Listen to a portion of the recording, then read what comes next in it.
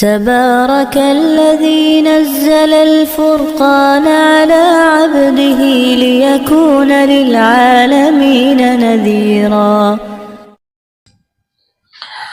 الحمد لله رب العالمين والعاقبة للمتقين والصلاة والسلام على حبيبه ونبيه محمد المصطفى وعلى آله وأصحابه أجمعین۔ اللہ جل شانہ نے اس سے پہلے احکامات، پھر اپنی قدرت کاملہ، اور اس کے بعد جو ہے اللہ جل شانہ نے اپنی وسعت اور اپنی قدرت کو بیان کرنے کے بعد نفسانی خواہشات کا اتباع چھوڑنے کا حکم تفصیلاً بیان فرمایا۔ اور جو نفسانی خواہشات پہ چلے گا اور حق کے راستے سے کنارہ کرے گا،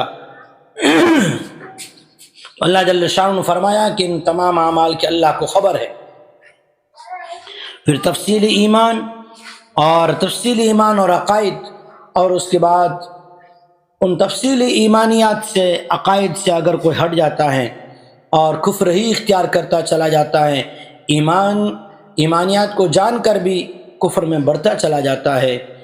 تو ایک تو انجام بنی اسرائیل کا ہوا، ہر نبی کے سامنے آ کے کھڑے ہو گئے اور بیجا سوالات کیے، انکار کیے، اور خصوصاً آخر میں عیسیٰ علیہ السلام کے نبوت کا اور ان کے اللہ کا بندہ ہونے کا اور ان کی رسالت کا بھی انکار کر بیٹھے۔ اور پھر وہ منافقین جنہوں نے ایمان والوں کے ساتھ آ کر اپنے آپ کو ایمان والا بنایا کہا، اور جب اپنے شیطانوں کے پاس گئے، اذا لقوا الذین آمنوا قالوا آمنا، ایمان والوں کے پاس آئے تو کہا ہم مومن ہیں، اور اذا خلوا الی شیاطینہم قالوا انا معکم، جب شیطانوں کے پاس گئے، یعنی اپنے وہ سرداران مشرکین جو جس قوم کے تھے، تو ان کو پاس جا کر کہتے ہم تمہارے ساتھ ہیں، تو پھر وہ ان کے دلوں میں دھیرے دھیرے کفر ہی بڑھتا گیا، کیونکہ اللہ کے دین کی اور اللہ کے قرآن کی، سرکار دو عالم محمد مصطفیٰ صلی اللہ علیہ وسلم کی بتائی ہوئی شریعت کی عظمت ان کے دلوں میں نہیں تھی، بلکہ ایک پریشان کرنے والی سوچ اور شکوک و شبہات والے ان کے اعمال تھے۔ تو اللہ جل شانہ بھی زبر کہ انلزمکموہا وانتم لہا کارہون، تم تو اسلام سے، دین سے، ایمان سے، محمد مصطفیٰ صلی اللہ علیہ وسلم کی شریعت سے آپ نفرت کرو اور اللہ تعالیٰ تمہیں جو ٹھوپ دے، ایسا نہیں ہوگا۔ جو طلب کرے گا اللہ تعالیٰ اسے عطا کرے گا۔ ان دو آیات میں اللہ تعالیٰ نے، پہلی آیت میں تفصیلی ایمان اور دوسری آیت میں بہت بڑی بات، اگر آدمی کو ایمانیات سے نفرت ہونے لگے تو ڈرنا چاہیے، اللہ کی طرف رجوع کرنا چاہیے۔ اللہ تعالیٰ نے کتنی بڑی دھمکی دی ہے، سماعت کریں۔ اعوذ باللہ من الشیطان الرجیم، بسم اللہ الرحمن الرحیم، یا ایہا الذین آمنوا آمنوا باللہ ورسولہ والکتاب الذی نزل علی رسولہ والکتاب الذی انزل من قبل ومن یکفر باللہ وملائکتہ وکتبہ ورسلہ والیوم الآخر فقد ضل ضلالا بعیدا۔ ایمان والو، یقین کرو اللہ کی ذات و صفات کے ساتھ اللہ پر۔ آمنو، اے ایمان والو، آمنو باللہ، اللہ کی ذات و صفات کے ساتھ اللہ کو مانو، اس میں کسی کو شریک نہ کرو، اور اس کے رسول پر ایمان لے آؤ، اور کتاب پر جو کہ اس رسول پر اتاری گئی، یعنی کلام مجید پر۔ یہ اہل کتاب تورات و زبور کی باتوں کو تو مانتے تھے، انجیل کی باتوں کو مانتے تھے، لیکن کلام اللہ کو نہیں مانتے تھے، تو ایمان سے خارج ہوئے۔ رسول اللہ کو نہیں مانتے تھے، خاتم الرسل نہیں مانتے تھے،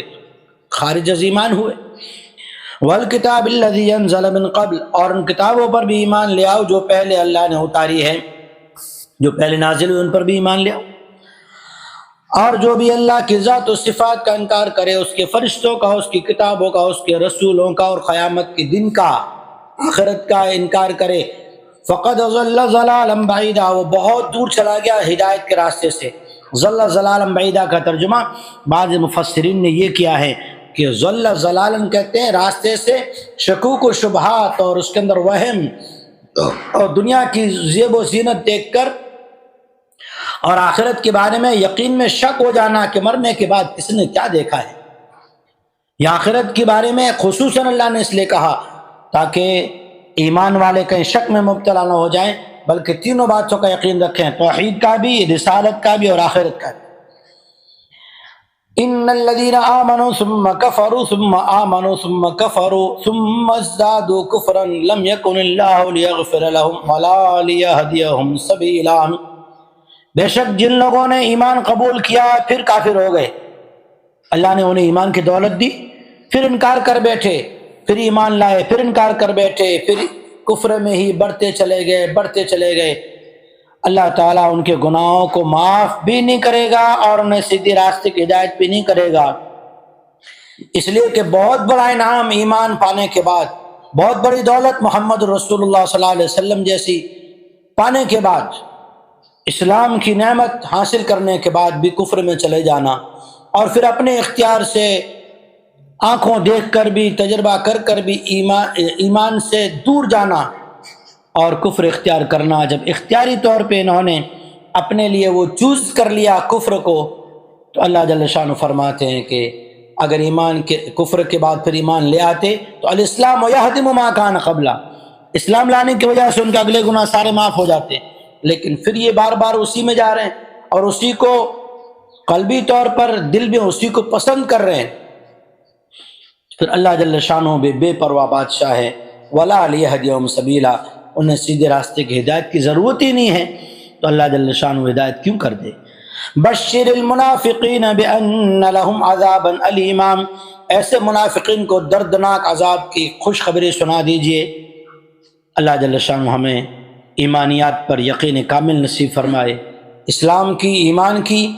تاجدار مدینہ محمد مصطفیٰ صلی اللہ علیہ وسلم کی سنتوں کی قدردانی اور عمل کرنا نصیب فرمائے۔ وآخر دعوانا الحمد للہ رب العالمین۔